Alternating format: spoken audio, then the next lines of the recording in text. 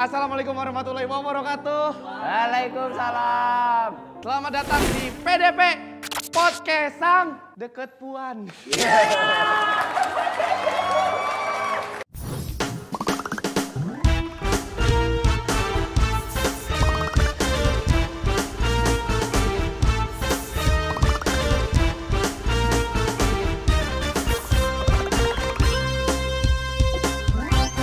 Buat yang ngakunya berjiwa muda, anak skena, anak culture, harus banget kalian nyobain kopi ABC Susu. Karena kopi ABC Susu terbuat dari campuran sempurna kopi bubuk asli, gula, dan susu yang menciptakan secangkir kopi susu asli nikmat.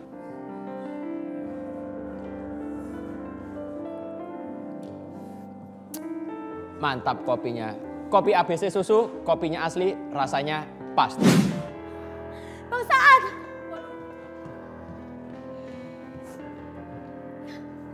Kamu harus tanggung jawab, Mas. Baru 2 kali masuk udah jadi.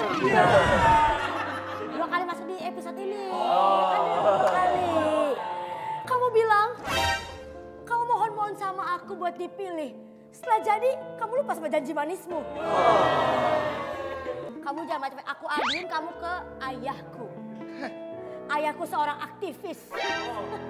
Orde Barunya digulingin, apalagi kamu. Dia nggak tahu backingan gue siapa. Mas.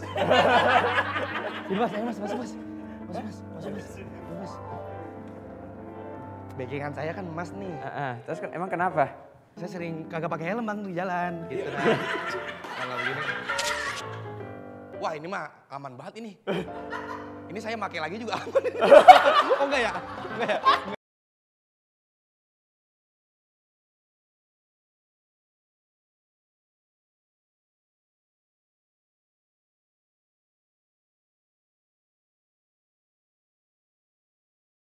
Saya. Pokoknya. Sini ayah. Keinget nih. Mana? Sandalnya ketinggalan. Mana bangsat itu? Mana bang? Ayah, hati-hati ya. Kalau bangsat boleh. Bajingan tolong nggak boleh.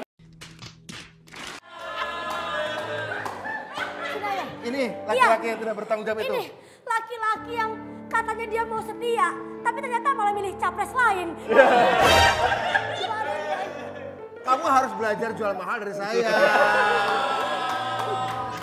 Bapakmu ini ya, yang naksir dulu banyak, tapi gak semuanya diterima. Oh iya benar. Bapak saya menjual mahal, baru gabung pas 25 tahun.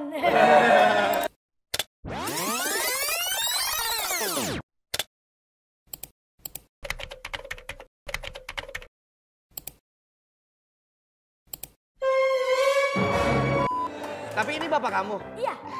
Teman Pak Budi siapa sih? Pak Dian ya. Pak. Banyak teman saya. Terus siapa? Rocky Gerung. Rocky Gerung. Saya anak presiden teman. Lu saya temannya Mbak Puan tuh, kalau saya juga kan ada. Anaknya presiden, cucunya presiden, anaknya ketua MPR. Kamu jangan ngeremehin bapak saya ya. Iya. Kalau kamu kan ngomong takut ditangkap, bapaknya sudah pernah ditangkap.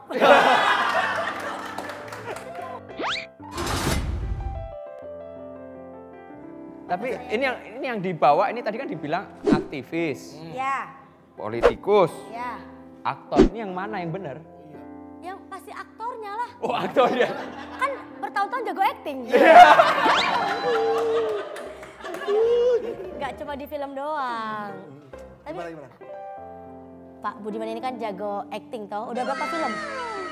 Saya malu Pak, dan saya juga bingung kenapa saya disebut aktor. Di Wikipedia sih begitu sih, Itu Pak. ya. Saya siap difitnah apapun. Tapi difitnah jadi aktor itu bagi saya Berat ya, Pak? berat hidup saya. Kenapa berat? Karena saya terbiasa hidup menderita tapi tidak bisa terbiasa hidup bahagia. Ini acting nih. Aktor bahagia kan? Kalau jadi aktivis menderita loh. Dikejar-kejar. Yang kejar-kejar polisi, intelijen. Kalau aktor kan dikejar-kejar fans. Wartawan. Oh, wartawan. Nah, aktivis juga dikejar wartawan juga sih. Tapi Beda. saya nggak siap difitnah bahagia. Berarti di PDIP nggak bahagia sama ini. Makanya. Kan saya jadi politisi kalau di sana. Saya jadi politisi. Kalau ketemu Hanung Bramantyo, ketemu Fajar Nugro, ketemu Sophia Latjuba, saya jadi aktor. Oke. Karena filmnya kan jadi suaminya Sophia Latjuba. Iya. Tapi anaknya Al Ghazali. Ghazali. Iya. Bayar berapa itu, Pak? Nah, itu Bapak yang bayar. Iya. Saya mau dong sama Sophia Latjuba. gitu ya, nyogok ya. Saya malah lupa tuh, karena beberapa kali bukan cuma bersama Sophia Latjuba dan Al Ghazali, juga saya dengan beberapa yang lain begitu, dengan Tarik Jabrik begitu ya. Ada beberapa film yang lain, tapi yang paling berkesan film Soekarno sih. Berperan jadi? Berperan jadi temannya Bung Karno yang rumahnya dipakai bersembunyi Bung Karno waktu ditangkap di Bandung. Itu saya terkesan karena adegan itu mirip seperti saya ditangkap.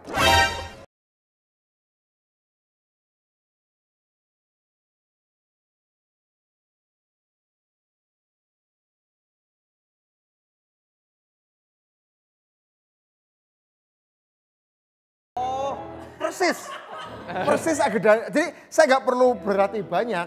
Karena kata Mas Hanung waktu itu, pokoknya inget-inget aja waktu sampai ditangkap. Natural, tanpa skrip ya. Tanpa skrip. Nggak ada latihan. Kalau ada adegan yang hilang sempet nanyain nggak? Pasan saya ditampol dulu deh. Saya kan 6 kali ketangkep sejak SMA saya. Karena Tapi ketangkapnya tentang politik atau make ya, Pak? untuk tuduhan yang pasti nggak kepikir, saya dianggap mau ngebom gereja coba. Gara-gara saya kan kebetulan sekolah di SMA Muhammadiyah 1, terus pada 24 Desember saya dengan teman-teman saya pengen lihat Natalan. Pengen lihat Natalan. Ketahuan kita bukan yang merayakannya gitu. Bukan Ya. penganut agama itu. Iya, penganut agama Katolik di gereja Kota Baru ditangkap. Waduh, itu pertama kali ditangkap. Tapi ada barang bukti. Apa? Ada barang bukti. Ya, barang buktinya KTP kita bukan penganut Katolik. Loh, kok ngapain di situ gitu kan? Tahun 87 atau 86 saya lupa. Iya. Wah, disiksa waktu itu. Di kantor polisi ya, bukan di gerejanya. Tapi cara nyiksanya gimana itu, Pak? Apa kayak ditunjukin, Bu? Pilih capres yang mana? Itu menyiksa ya? Nyiksa. Nyiksa. Iya. Satu sisi kan gak enak sama partai. Satu lagi kan kayak, cuannya gedean yang ini. Nyiksa itu. Ya, kalau sekarang ini cukup dengan materai. Padahal udah ngancam bunuh orang gitu ya, cukup dengan materai 10.000 selesai. Padahal kemarin di Amerika Serikat itu ada orang ngancam Presiden Joe Biden akan bunuh, ditembak mati sama FBI. Di Indonesia itu sekarang lembut sekali. Udah ngancam bunuh orang asal dengan materai 10.000, minta maaf selesai. Jadi mendingan disetrum. Ya enggak, artinya kita jalan tengah ya. Kalau memang ada ancaman pembunuhan di media sosial, tidak tegas saja. Tidak harus ditembak mati, tapi kalau itu enggak boleh selesai dengan hanya minta maaf. Iya. Bahaya. Ini baru kemarin di Ekuador calon presiden ditembak mati. Kampanye. Itu kan Sama kartel. harus ada tegas. Bukan disetrum, bukan harus disetrum. Cabut aja. Jangan kayak dulu, cabut aja. Kacau ini. Anak presiden yang kacau. Ini yang ngomong adalah anak tetangga yang main ke tempat saya. Nggak jelas anaknya siapa, nggak jelas. Nggak jelas anaknya siapa. Kalau dulu berarti di penjara selama 10 tahun harusnya. Vonisnya sih 13 tahun. Cuma kan teman-teman mahasiswa ini berhasil berjuang sehingga kemudian saya dengan teman-teman bebas lebih cepat. 3,5 tahun jadi nyanjalan. 3,5 tahun kumlot. Kumlot. Saya kan lalu 4 tahun. Iya 4 lebih cepat ya. Tapi Pak, kan Bapak kan seorang aktivis. Ya dulu ya. Tapi kuliah di UGM? Sempat kuliah di UGM. Iya, katanya aktivis, kuliahnya nggak aktif. Nah itu benar, itu benar. Itu benar kritiknya, walaupun canda tapi benar. Tapi Pak Adesnya ada alasannya dong. Kasih tahu, Pak. Saya tahu alasannya UGM. Apa tuh? Udah nggak minat. Gantinya dapat loh. Ya, gantinya ke luar negeri toh. Ya dapat di universitas terbaik kedua di dunia juga. Di mana nih, Pak? Cambridge. Makanya saya bilang Gak kalah dari Harvard lah. Makanya tadi saya bilang kenapa nggak sampai saya karena UGM udah nggak minat. Minatnya ke Cambridge, tapi Cambridge lulus. Lurus. Pantas gak jadi orang terkaya, Pak. Oh iya. Harus DO juga ya. Harus DO juga ya. Iya lupa. Tapi seneng gitu, Pak. Di penjara gitu seneng nggak? Pasti sedih karena 13 tahun penjara sementara belum punya pacar gitu ya. Tapi ada senengnya. Saya jadi pengalaman punya pacar pertama kali. Itu gimana cerita? Besok, dia besok. Besok. Saya naksir, dia naksir. Itu emang perempuannya suka sama cowok yang pakai borgol apa gimana? Enggak, dia cewek yang suka pakai bengal. BK, bengal kreatif. Bakal kreatif, bagus. Setelah keluar ada kayak perayaan atau apa gitu nggak? Paling di rumah saya saja, orang tua saya ya pengajian lah. Syukuran. Kan sekarang tuh yang buang baju penjaranya ke Pantai Ancol. Iya, ada tuh kayak Iya. Saiful Jamil. Saiful Jamil kan buang baju ke Ancol. Pas nanya kenapa bang kok dibuang? Kata dia soalnya buang sial. Padahal kan yang sial kan korbannya. Bukan bajunya ya. Harusnya dia yang dibuang sama korbannya. Enggak, kalau Pak Budiman buang juga di Ancol, berarti kasusnya sama. Bentar Pak ya, saya ambil dulu ya. Enggak cilok ya? Enggak, bukan cilok. Sate Taichan Bang Maman. Ini masih ada nih. Apa tuh? Ini Pak, apa UMKM juga kebetulan nggak cuma bisa dimakan tapi bisa jadi gelang, Pak. Oh.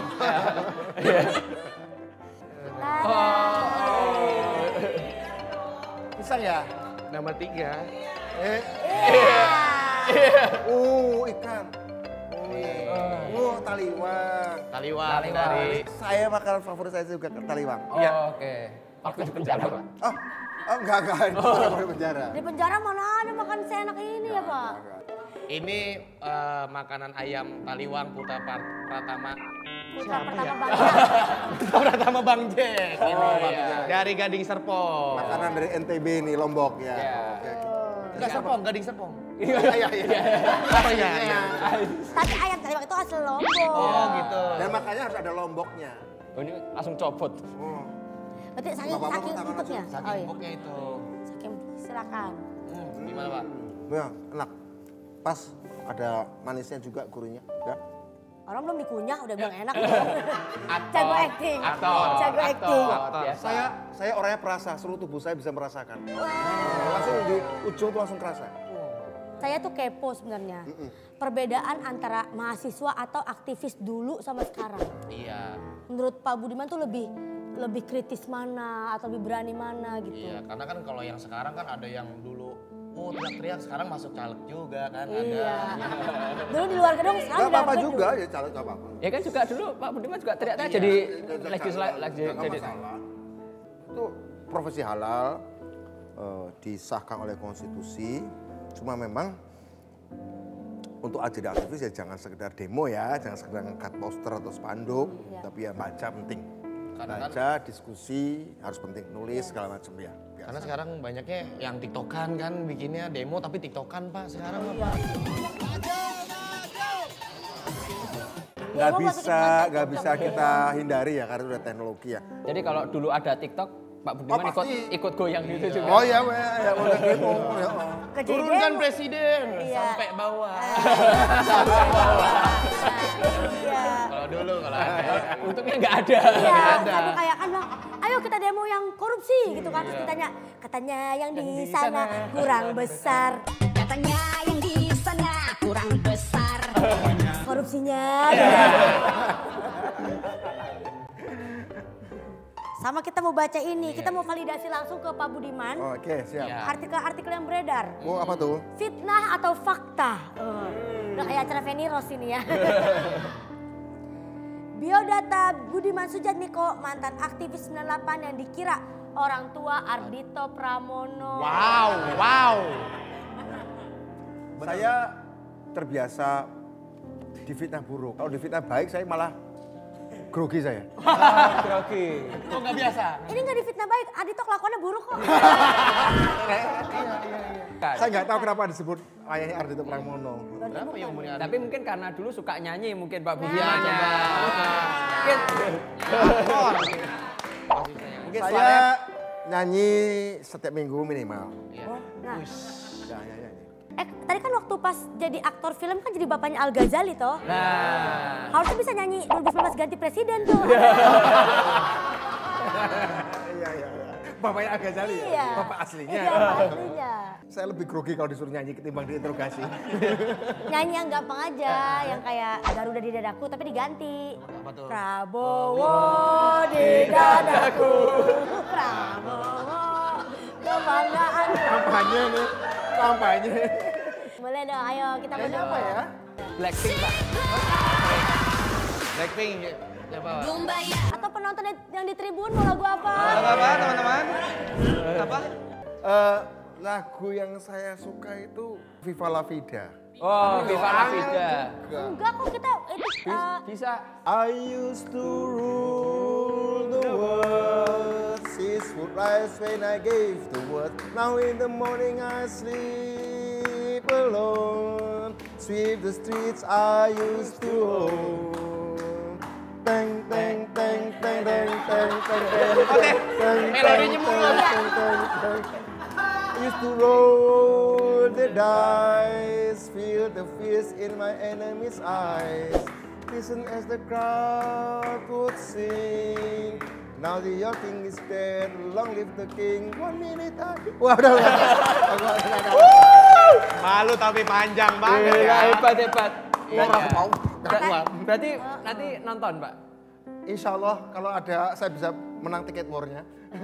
Udah habis ya? Kalau pas Kaisang bisa lah ya. orang dalam. Saya sih numpang Bapak. Mas, lanjut ini artikel yang kedua. Apa itu? Kebaikan dibilang sensasi. Awkarin menantang Budiman Sujatmiko. Menantang. Awkarin. Katanya nantangin ini ya. Akari ini teman baik saya. Wait a minute. Who are you? Oh, Kok teman baik. bisa? Oh, teman baik, Kok Pak. bisa teman baik sama Awkarin? Kenapa? Dia kan sukanya party tiap malam. Kok bisa? Waktu itu ya saya nge-tweet, terus tapi ya itu menurut saya sih exchanging words yang biasa-biasa aja, nggak ada yang satu kita ngopi bareng dan kemudian karena dia kan juga di concern pendidikan, saya juga concern kan pengembangan sumber daya manusia begitu. Kalau saya sama kok, kalau saya sama. Tapi katanya mau ngajak ke desa Awkarin, jadi nggak Ya tuh? ini belum sempat ke desa tapi karena memang dia sibuk juga. Kemarin sih dia keluar kota.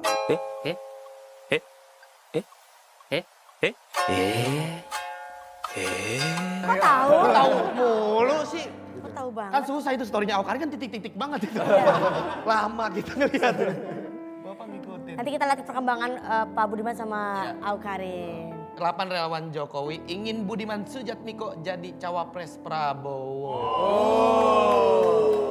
Ini sudah nyebut nama Jokowi, ada yang punya ini patennya nih. Saya bukan relawannya kok, Pak. Hah? Saya bukan Loh, relawan. kamu sudah cukup rela untuk jadi anaknya kan? Saya harus dibayar, Pak. Perjuangan loh. Ya itu nggak tahu ya. Siapa yang ngomong segala macam. Ya ada beberapa orang ngomong. Ya itu 8 itu, Pak. 8 relawan Jokowi. Kalau yang nyoblos itu mungkin nambah 8. Iya. Kan banyak relawan Pak Jokowi itu banyak ya. Ada berapa sih relawan Pak Jokowi? Kamu hafal nggak? Saya juga nggak tahu. Nggak hafal ya? Banyak, buzzernya aja nggak kehitung. Ya pasti itu presentasinya sedikit dari Iya. banyaknya relawan Pak Jokowi. Tentang saya jadi cawapres menurut saya nggak terlalu mengagetkan sih. Berarti udah siap banget siap nih. Saya itu 2011 pernah ditawarin loh. Oh, pernah ditawarin Pak, cawapres Pak. Capres. Capres. Woi. Sama apa? Tahun 2011 saya ada seorang menawari saya, ini saya ya, jadi cagup DKI 2012. Saya tolak. Nanti sampean Mas Budiman 2014 nyapres setelah cagup DKI. Enggak. Terus 2013 saya ditawarin juga jadi cagup Jateng, saya tolak. Umur saya 41 tahun, kenapa saya tolak? Saya 2009 baru kepilih DPR dan kebetulan saya dapat suara terbanyak dan waktu itu saya kampanye janjikan bikin undang-undang desa. Ya. Nah 2011 undang-undang itu belum jadi. Tapi mau langsung jadi Enggak tiba-tiba ada cagup, nawarin iya. Mas nanti nyakup DKI 2012, nanti nyapres 2014. Kalau saya jadi gubernur DKI yang baik, katakanlah paling 8 juta orang yang berbahagia. Tapi kalau undang-undang desa yang sedang saya perjuangkan ini jadi, yang waktu itu belum jadi, akan ada 130 juta orang berbahagia. Saya lebih milih membahagiakan yang 130 juta orang. Ada cerita menarik tentang Pak Jokowi. Kenapa tuh Pak? Atau menjelang wali kota. Jadi saya suatu saat diutus ke Solo untuk menemui calon wali kota yang mau dari PDI Perjuangan. Naik pesawat lah saya. Pakai bis kan ke pesawatnya. Penuh dalam bis itu. Orang-orang bis itu kenal saya. Mas Budiman mau ke Solo? Ya iya mau ke Solo.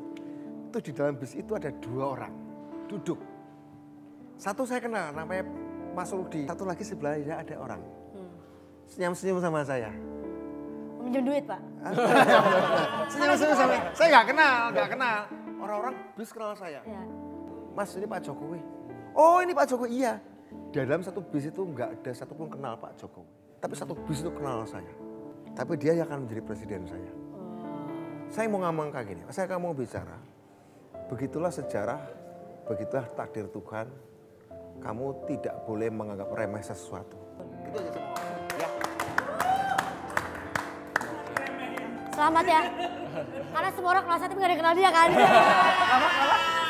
Kan di sini semua orang kenal saya tapi gak ada yang kenal dia. Kita gak ada yang tahu nanti Pak. Om juga dari tadi nggak nyebut nama saya. Enggak, saya mau nyebut nama kamu nanti dikira maki-maki. Tapi saya dukung Om. Kalau Bapak jadi cawapres saya dukung banget. Kenapa ya? Dukung banget saya ya. Yang penting pesan saya satu. Menang, gue menang. Coba lu bahaya kamu. Pesan saya satu Pak. Kalau jadi cawapres jangan diem aja. Apa ya nih ya? Satu ada soal Pak Maruf Amin sama. Waduh! Enggak ini juga ini. Saya mau kayang dulu Pak. 2018 ada satu acara di satu hotel di SCBD, ada Pak Jokowi, ada acara desa, keuangan. Pak Jokowi datang jadi presiden. Terus datang terlambat Pak Maruf Amin. Dari Jawa, waktu itu masih ketua MUI kalau nggak salah. Spontan aja, saya datangi dia ke Pak Maruf Amin. Pak Maruf ya, Bapak jadi Pak Wapres ya, nanti mendampingi Pak Jokowi, aku bilang gitu. Dia kaget. 2018. Dan 2018. Dia kaget dia, Bu, ya Bapak jadi Wapres ya, mendampingi Pak Jokowi. Itu aja, setelah itu Bapak saya pergi lagi. Tiba-tiba teng spontan. Ternyata jadi. Pak, nomor berapa yang bagus Pak Maruf?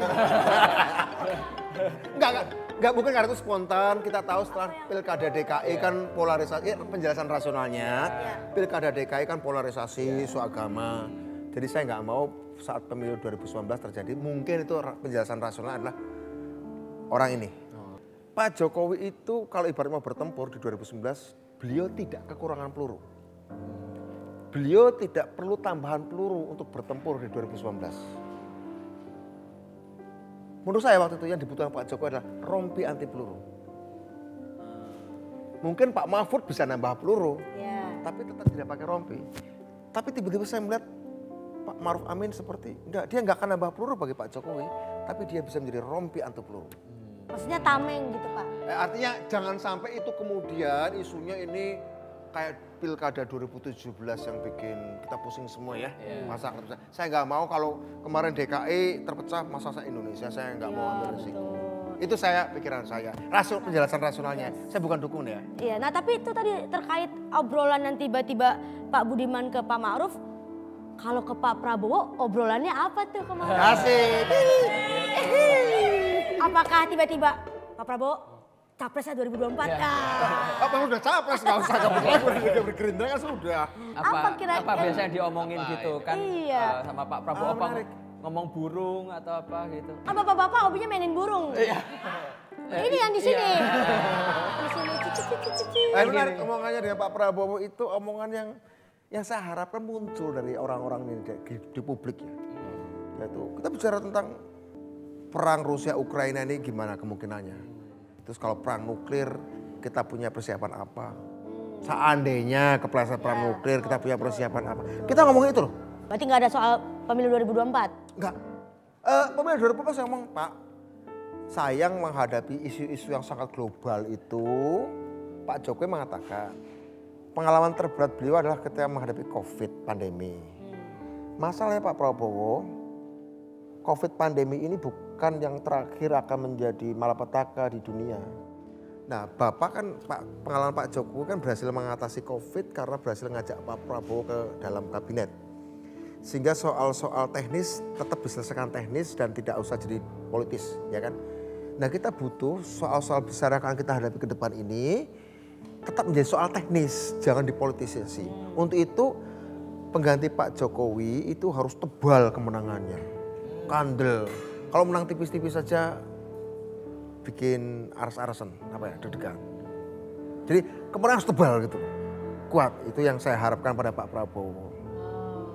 Begitu. Tapi nggak ngobrol yang santai-santai, itu kan ngobrolnya kan berat tuh. Apa? Ada ngomong Kayak basa-basinya apa dulu sebelum. Tapi setelahnya lah justru. Oke. Ngomong lagu, saya dipaksa nyanyi juga oleh Pak itu. Waktu itu nyanyinya apa, Pak? Saya nyanyi lagunya John Denver, Sunshine judulnya. Kayak gimana tuh, Pak? Yang gimana Pak? Wah, kejebak saya. Bapak nggak setengah-setengah ya. Iya. Sunshine on my shoulders makes me happy. Sunshine in my eyes can make me cry. Dan waktu itu Pak Prabowo joget gini-gini juga nggak? Enggak ya? Enggak. Beliau nyanyi lagu apa ya? Pertemuan malam ini. Lagu lama, lagu yang Oh, bisa beliau lama. juga nyanyi? Nyanyi. Oke, kita akan tantang ketika beliau kesini. Tantangannya dari Pak Budiman langsung ya. Bukan kita. Kata Pak Budiman, Pak Prabowo bisa nyanyi. Pak Prabowo bilang gini, saya tahu Budiman sukanya lagu Pavarotti. Tahu Pak, iya. Akhirnya kemudian ada nyanyi lagu Itali. Oke, itu saling tahu apa emang tempat karaoke-nya sama, Pak? Iya, bagus.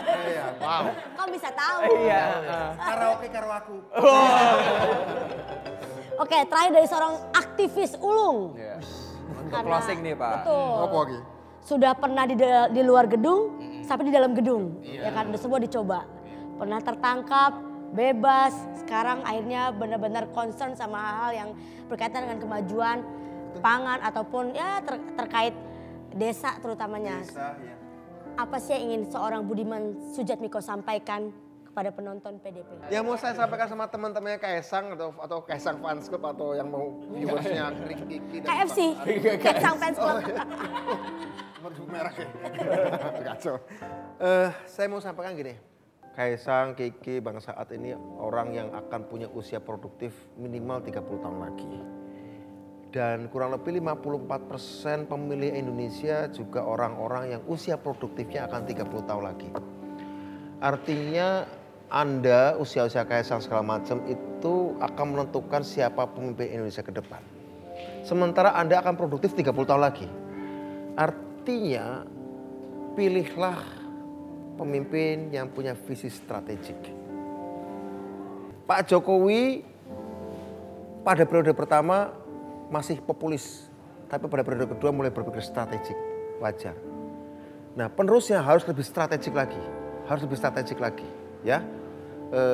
Karena yang strategik ini nanti akan menentukan usia produktif teman-teman yang akan 30 tahun lagi. Kalau saya kan paling 20 tahun lagi usia produktif saya, ya kan? Nanti anak saya mungkin 40 tahun lagi usia produktifnya. Harus ditata bener, jangan sampai mundur, jangan sampai berhenti. Anda menentukan. Suara Anda menentukan Indonesia 30 tahun yang akan Anda jalani. Ingat memilih bukan untuk 5 tahun tapi untuk 30 tahun, 40 tahun, 50 tahun ke depan. Saya kira itu aja yang mau saya sampaikan ya. Ya. Kita pilih. Coba. Terakhir nih Pak, satu lagi. Satu kata buat PDIP.